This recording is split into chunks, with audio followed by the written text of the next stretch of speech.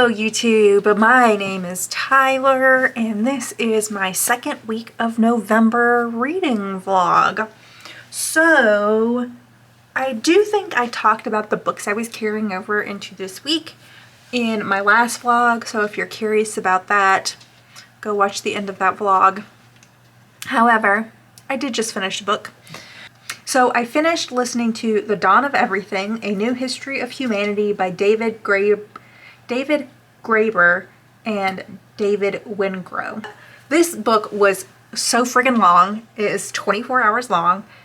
The library that I borrowed it from only allows 14-day audiobook loans. I got a notification yesterday saying that I had 3 days left and I still had 8 hours to listen to. So I ended up listening to like 3.5 yesterday, and then I listened to 4.5 today. I wish I had a little bit more time with it because I definitely felt like I sped through that last, I don't know, last quarter or whatever the math is. I don't feel like doing the math. So I wish I could have spent just like a little more time and been a little more leisurely with it, especially because the chapters are so long. Like the chapters are multiple hours long. Anyways, I'm gonna give this 5 stars because it has significantly changed the way I understand like the history of humanity. It really kind of shone a light on these myths we tell ourselves about like prehistory humanity that are not necessarily backed up by what actual science and archaeology is telling us now. So this book is kind of about decolonizing the history that we have been taught. So it spends a lot of time talking about native and indigenous cultures. It talks about prehistory. It talks about like old city and mega city sites and things like that, and talks about like what the science and the evidence shows us about how they formed their civilizations and their societies. It's just really fascinating. I'm gonna try and keep this coherent, but I have a lot of thoughts and feelings about this book. So I'll start with my like reading experience. I already talked about how I wish I could have spent a little more time with this. I kind of wish I had read this because it was incredibly dense. It was a very dense book. And I feel like I could have grasped even more if I was reading it. However, I'm not sure I would have picked this up to read just because it is also such a very big book. I am not like this is not typically a topic I read about. So it seemed unlikely that I would have even picked this up to read. So I think it was good that I listened to it. I just think I didn't get as much of it that from the audiobook that I could have gotten from a physical copy of it. But that's not to comment on the quality of the audiobook. It's just like there is a lot of information in this book. And the type of reader I am and the type of person I am, how I know I learn and things like that, I think I would have been better served in a physical book. But I'm not sure I would have even gotten to the point of physically reading this book. I feel like this has oddly enough brought a lot of hope to me. I have talked about in the past how I am a like very negative doom spiraler. I find it hard to find positivity in the future. I tend to focus on the negative, bad things, and it feels inevitable that bad things are gonna happen. And with this book, I just found it so interesting. It talked about how it really shook up the narrative of like the society we live in is inevitable. Like we went from these little hunter-gatherer bands and then we got into smaller towns and things like that, and then we discovered agriculture, and then we had big cities, and then we had to have the nation state, and like capitalism had to happen, and all these things were inevitable, and the only way we can exist in humanity is through this democratic capitalist society that we have. And the way it's ingrained in us is like the slow, steady march of time, and like all this had to happen to get to this point. And that was the only way to get here, basically. And this really showed that there are lots of alternatives to capitalist society. And I'm using that overarching, like, to kind of represent what we're living in now. But like, there were societies that did not have like a dominant leader that could make anyone do anything they wanted them to do. There were societies that had women as like powerful leaders and were like seemingly in all powerful political positions. There were societies that didn't have money. There were societies that everyone had their own individual stuff. And then societies where they shared it all. You know, so there were all these different societies, and what really blew my mind was there were societies that went back and forth between living in towns and practicing agriculture and being hunter-gatherer type, foraging towns. Like, they would go back and forth between the two, and it was never set in stone. And a lot of this talks about like, how did we get stuck in this one mode of civilization, and we have been stuck for so long that we cannot even imagine there being an alternative. We cannot imagine that an alternative even exists or is possible. And so this really just like opened my eyes up to possibilities, man. Possibilities. It does not have to be this way. And it was not inevitable. There was a part at the end where it talked about how like we can see these civilizations as roads not taken, and that they could have been alternates to the world we have ended up in, which I thought was really profound. There was also a part where it talked about how part of the reason why we get like stuck in thinking about the history the way we do is sciences, but especially social sciences, are so caught up in thinking about what keeps us from being free, and like what are the restrictions and the boundaries of like being human, basically. And I just it just hit me. Yeah, I'm just rambling.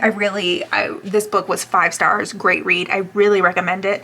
I learned so much. I'm probably going to end up buying a physical copy and rereading it at some point, so I can take notes and stuff, and like make a timeline. I feel like that would have been really helpful to me, because I kind of got lost in like where some of these civilizations were in relation to each other, like time-wise. And a map would be useful to me as well, but that's neither here nor there. I really recommend this book if it sounds at all interesting to you. I tried to be coherent, but I probably was not coherent in sharing these thoughts, just because there was a lot going on here, and there were a lot of different things that really just made me think. And I'm not going to even try and get into the like conversation they were having about like European Enlightenment ideals, because there was a whole section of that in this book that was also just like mind-blowing, but I could not even put into words. But I really like this book. you should read it if it sounds interesting to you. I will see y'all later. Bye. Hello, it is November 10th. I finished a book late last night and I'm recording my thoughts. I finished Sleepwalking by Meg Wurlitzer. 2.5 stars. So I got rounded up to 3 on Goodreads, but I didn't really love this. Multiple times as I was like trying to get into it, I thought it was me. I was like, I just can't focus on this book. But it was just like the writing style. It felt very promising at the beginning. It seemed like maybe a proto dark academia type book because it was published in the 80s. But it just fell so flat for me. It was so short and it took me forever to read. I considered DNFing it with 60 pages left in the book. And instead I just like sped read through the end and forced myself to finish it last night because I just couldn't deal with it. The plot description makes it sound so interesting. I'll read that to you and then I'll kind of get into it.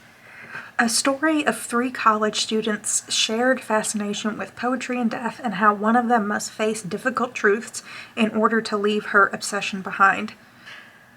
Sleepwalking tells the story of the 3 notorious death girls, so called on the Swarthmore campus because they dress in black and are each absorbed in the work and suicide of a different poet. Sylvia Plath, Anne Sexton, and Wurlitzer's creation Lucy Asher, a gifted writer who drowned herself at 24. At night, the Death Girls gather in a candlelit room to read their heroine's work aloud, but an affair with Julian, an upperclassman, pushes sensitive, struggling Claire Danziger, she of the Lucy Asher obsession, to consider what degree her Death Girl identity is really who she is.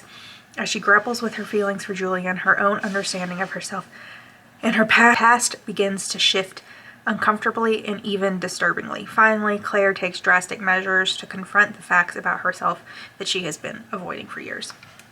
That makes it sound so interesting, so promising. You think you're going to spend a lot of time on the school campus with these girls. And the beginning feels like it's going to be that way too. And it's just not. And at some point it kind of felt like, oh, maybe this is going to be more along the lines of like My Year of Rest and Relaxation, or shoot, there's another like sad girl book that I'm thinking of where not a lot happens, but like you're interested in Claire's thought processes and the reasons she chooses to do the things she does. But it's like none of those things. It's like a whole bunch of different things that never really fully connect. Like you spend multiple chapters with Lucy Asher's parents, like following their narrative and their thoughts. There's a chapter of letters written to Claire from different people's perspectives. We get a chapter, I'm pretty sure, with Claire's parents too. You get chapters with Claire and you get chapters with Julian. And it's just like too fucking much jumping around. You'd never spend any quality time with anyone. And like Claire is the main character, but because you're jumping around so much from these different people, you just don't give a shit about Claire. You get a chapter with Lucy Asher as well, which I'm like, maybe could have done something if I had spent more time caring about Claire. I don't know. It just like absolutely did not work for me. And it's funny, like the day after I had started it, I watched a video by Emmy about books she regretted reading. And this was one of them. And I was listening to her review and I can't even remember exactly what she said, but I was like, oh, that doesn't seem to be like what I'm experiencing, because I was still in like the college environment. But yeah, this really did kind of feel like a waste of time. And I wouldn't recommend it, especially if you're picking it up. I feel like I got this from like dark academia recommendations. And it just absolutely did not work. And if you are like really into dark academia, I do not think this will satisfy you in any way. Like it just won't. It sets itself up to be one thing, and like It's just not. Anyways, so 2.5 stars. I'll leave it at that. I'll talk to y'all later. Bye.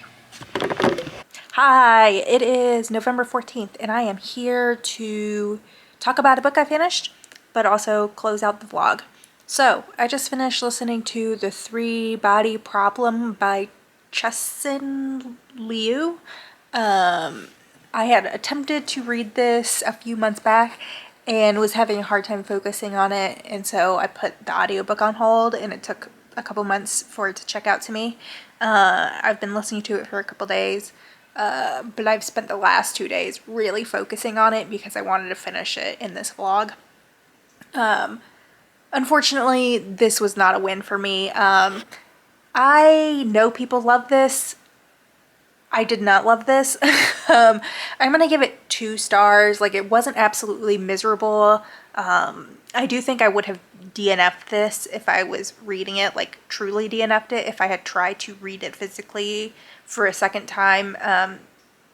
It was just easy enough to keep reading, or keep listening, I suppose.